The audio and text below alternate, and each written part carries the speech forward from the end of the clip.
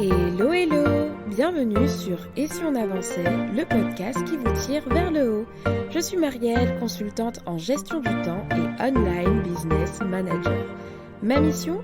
Aider les entrepreneurs débordés à retrouver clarté, efficacité et sérénité dans leur chaos. Dans ce podcast, vous retrouverez des conseils et des réflexions pour vous aider à reprendre le contrôle de votre temps, structurer votre business et atteindre vos objectifs les plus fous. Alors installez-vous bien et bonne écoute! Bienvenue à toi dans ce nouvel épisode de podcast dans lequel je suis ravie de te retrouver comme à mon habitude. Aujourd'hui, on parle d'un sujet, mais à chaque fois j'ai l'impression de te dire la même chose, mais c'est parce que tous les sujets que j'aborde généralement, voilà, j'en suis fan. Donc je te le redis encore, ne me juge pas. Mais aujourd'hui, on va parler d'un sujet qui va vraiment t'aider et que je trouve essentiel. C'est celui de se fixer des limites, surtout pour préserver ton équilibre au quotidien. Donc au programme de cet épisode de podcast, comme ça tu sais à quoi t'attendre, on va d'abord voir ce qu'est une limite et pourquoi tu as intérêt à t'en fixer, quel est l'intérêt pour toi de t'en fixer. Ensuite, apprendre à faire la différence entre une limite saine et une limite qui ne l'est pas, tu vois, parce que toutes les limites ne sont pas bonnes. Les différents types de limites qui existent, parce qu'il y a différentes catégories. Il y en a 4 exactement, et puis on les verra ensemble. Et puis pour chaque catégorie, je te donnerai des exemples concrets de limites que tu peux mettre en place dans chaque catégorie. Ça te permettra de vraiment comprendre la catégorie en question. Et puis on terminera cet épisode de podcast par 5 étapes simples que je te recommande pour dès aujourd'hui commencer à te fixer des limites au quotidien. Alors, on commence, c'est parti. Qu'est-ce qu'une limite ? C'est la question que je te pose. Très souvent, ce mot a une connotation qui est négative. Parce que si je te dis limite, tu penses limitant, limité. Bref, c'est pas un mot... voilà. Quand tu l'entends, tu te dis pas « Waouh, génial, je vais me fixer des limites et je vais m'éclater ». Non, pas du tout. Au contraire, tu te dis « Ouais, je vais me priver de liberté, je vais me restreindre ». Mais moi, aujourd'hui, dans cet épisode de podcast, je veux vraiment t'aider en fait à changer ta vision des limites. Parce que les limites ne vont pas du tout empêcher ta liberté. Et au contraire, je t'invite aujourd'hui à voir les limites dont on va parler dans cet épisode de podcast comme étant une frontière. Ces limites, ça va être des frontières que tu vas te fixer pour te protéger. Les limites ne te privent pas de liberté, mais elles viennent te protéger. Protéger tes intérêts. C'est pour ça que tes intérêts doivent être clairs. On en parlera tout à l'heure. Mais normalement, les limites que tu te fixes, en tout cas les limites saines, justement, vont t'aider à avancer dans les conditions que tu souhaites. Parce que si je te parle de te fixer des limites, c'est que tu es censé pouvoir te fixer des limites qui correspondent à tes besoins. On le verra tout à l'heure. Donc par définition, une limite, c'est quelque chose qui va venir te soutenir, te protéger et t'aider à atteindre tes objectifs de vie, en tout cas ton équilibre de vie. Mais attention, je te le disais en introduction, toutes les limites ne sont pas bonnes. Il y a des limites saines et des limites qui ne sont pas saines, qui ne le sont pas. Comment les distinguer ? Alors premièrement, déjà les limites saines, c'est simple. Ce sont celles qui vont avoir un impact positif sur toi. C'est une limite qui va te protéger ou t'aider à atteindre un objectif. Une limite qui n'est pas saine, c'est simple. Elle va générer du stress chez toi, de la frustration et avoir donc un impact négatif. Maintenant, ouais, Marielle, c'est cool. Tu me dis que les limites, ça m'empêche pas d'être libre. Les limites, c'est génial parce que ça va me protéger, ça va m'aider à atteindre mes objectifs. Ok. Mais pourquoi c'est essentiel en fait pour moi de m'en fixer ? Parce qu'aujourd'hui, je peux m'en passer. C'est peut-être ce que tu te dis, et là, je vais te dire tout simplement pourquoi c'est selon moi essentiel que tu te fixes des limites. La plupart des personnes que j'ai eu accompagnées à l'époque où je faisais du coaching en one-to-one, quand on finissait par creuser pour comprendre leur réalité actuelle, pourquoi ils étaient surmenés, pourquoi ils étaient complètement débordés, mais très souvent, on se rendait compte que c'est parce que ces personnes n'arrivaient pas à se fixer des limites. Déjà des limites à eux-mêmes et à imposer aussi leurs limites aux autres. Donc ils étaient en mode nos limites personnellement et nos limites aussi vis-à-vis des autres. Et qu'est-ce que ça fait quand on n'a pas de limite?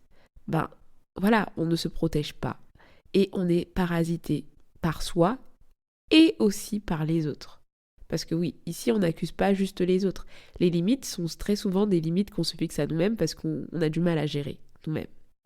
Et donc, c'est pour ça que c'est essentiel pour toi de te fixer des limites aujourd'hui et de vraiment considérer ce travail en fait sur tes limites pour préserver ta santé mentale, ta santé physique, gérer ton temps au mieux et tes priorités, ou du moins plutôt les préserver, faire en sorte que voilà, ils ne soient pas mal exploités, et atteindre tes objectifs, qu'ils soient pro ou perso, de manière efficace et équilibrée, tu vois. Parce que le but c'est d'avancer, tu le sais, ici on avance, mais pas dans n'importe quelles conditions. Et donc c'est pour ça que aujourd'hui je te propose d'aborder le sujet, tu vois, qu'on va creuser. Tu auras aussi les différents types de limites parce que tu verras que voilà, il y a plusieurs types de limites. Et mon but à travers cet épisode de podcast, c'est de vraiment te donner des clés pour commencer aujourd'hui à avoir des limites qui vont être conscientes. Quel type de limites il existe? Déjà, il y en a 4. Tu as les limites mentales, les limites physiques, les limites professionnelles et les limites de temps. On va commencer par les limites, enfin, je pense que cette catégorie, on n'y pense jamais. Les limites mentales. Cette catégorie concerne du coup nos pensées et nos croyances. Tu as peut-être déjà entendu parler des croyances limitantes, c'est quelque chose que j'ai déjà abordé à travers des épisodes de podcast. Une croyance limitante, c'est une croyance qui va te tirer vers le bas. Généralement, c'est une croyance fausse que tu as intégrée comme étant une vérité et tu te comportes comme si cette croyance était vraie alors qu'elle était complètement fausse. Dans ce cas-là, tu vois, on est dans un cas pratique de limite qui n'est pas saine. Mais ici, je vais te partager, comme je te le disais, des limites saines.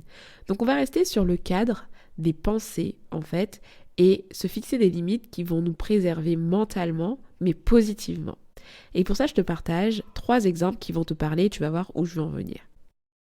Premier exemple, ne pas te laisser envahir par des pensées négatives qui t'empêchent d'avancer. Par exemple, ça c'est une limite que tu peux te fixer, c'est au lieu de te concentrer sur des choses que tu ne maîtrises pas, tu vas te concentrer en fait sur des choses que tu maîtrises, tu vois. Ça c'est une façon de te fixer une limite mentale.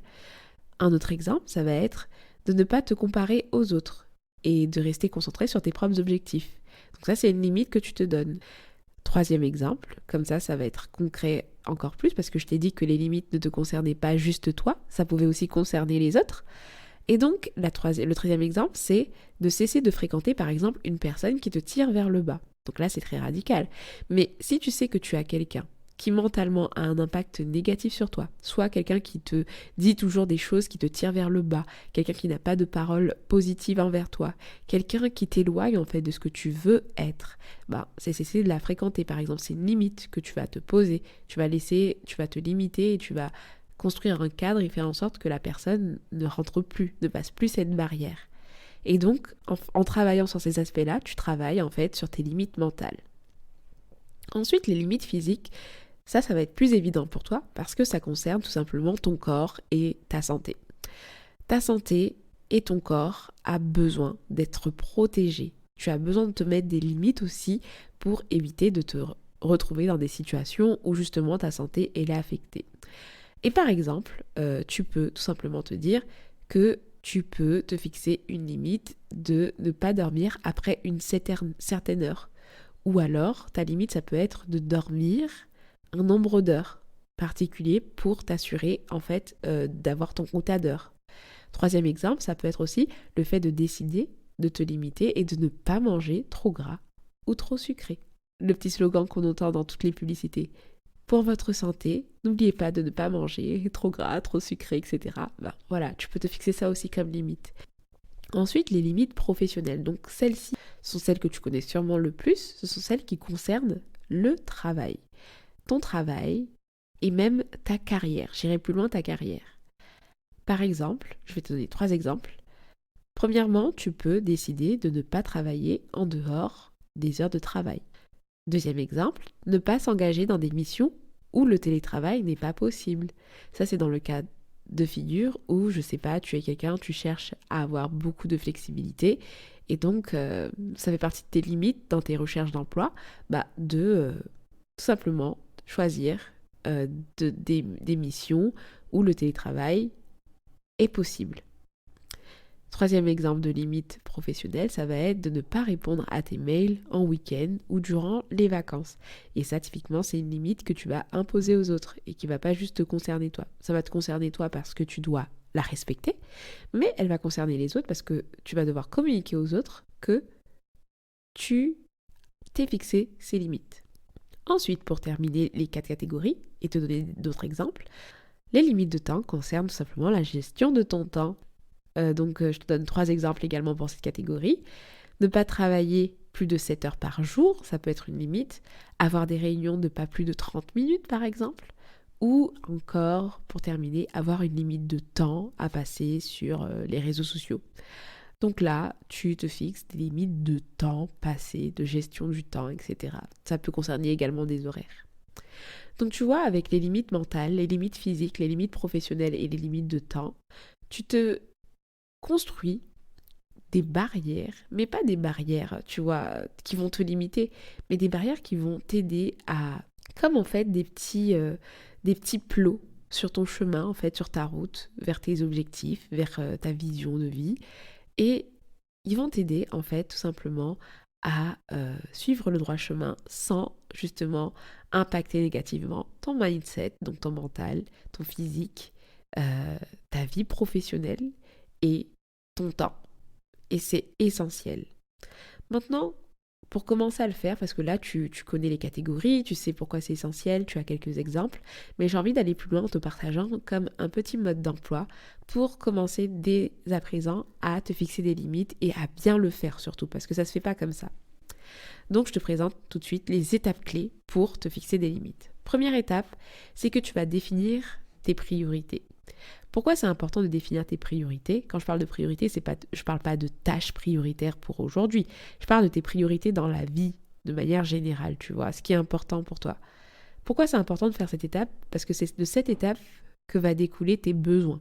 Par exemple, si l'une de tes priorités, c'est d'avoir du temps avec tes enfants, si tu en as, tu vois, ou alors avec tes amis, peu importe ta situation, tu veux du temps pour toi ou pour quelqu'un d'autre, voilà. Si tu as cet objectif-là, tu vas beaucoup te fixer des limites qui vont être en lien avec des limites de temps. Parce que tu vas chercher à en gagner ou encore à le préserver, celui que tu as déjà. Alors pose-toi cette question, quelles sont tes priorités? Qu'est-ce qui est important pour toi? Et à partir de ces réponses-là, tu vas venir déterminer, en deuxième étape du coup, consciemment des limites qui vont répondre à ces besoins. Pourquoi je dis consciemment et j'insiste sur le consciemment? Parce que très souvent, on a des limites, mais elles ne sont pas conscientes. C'est-à-dire que tu sais que voilà, tu veux éviter telle ou telle chose, que tu aimerais ceci, que tu aimerais cela. Mais ce n'est pas conscient. C'est-à-dire que tu ne l'as jamais écrit, tu ne l'as jamais explicité. Et c'est très important en fait de rendre ça conscient parce que une limite qui est consciente, c'est une limite que tu vas déjà faire plus attention à respecter, tu vois. Si tu rends ta limite consciente en l'écrivant, tu la conscientises, du coup, tu vas pouvoir enfin la considérer et puis aussi la proposer aux autres. Parce que si ta limite n'est pas identifiée clairement, ça va être compliqué pour toi, on va le voir tout à l'heure, mais de la communiquer aux autres. Donc vraiment, détermine consciemment des limites. Tu vas les écrire et voilà, les déterminer. Tu n'es pas obligé d'en faire 40 000 pour commencer. Moi, je te conseille de déterminer par exemple déjà 4 limites claires par rapport à quelque chose qui est prioritaire pour toi. Ça peut être une ou plusieurs choses.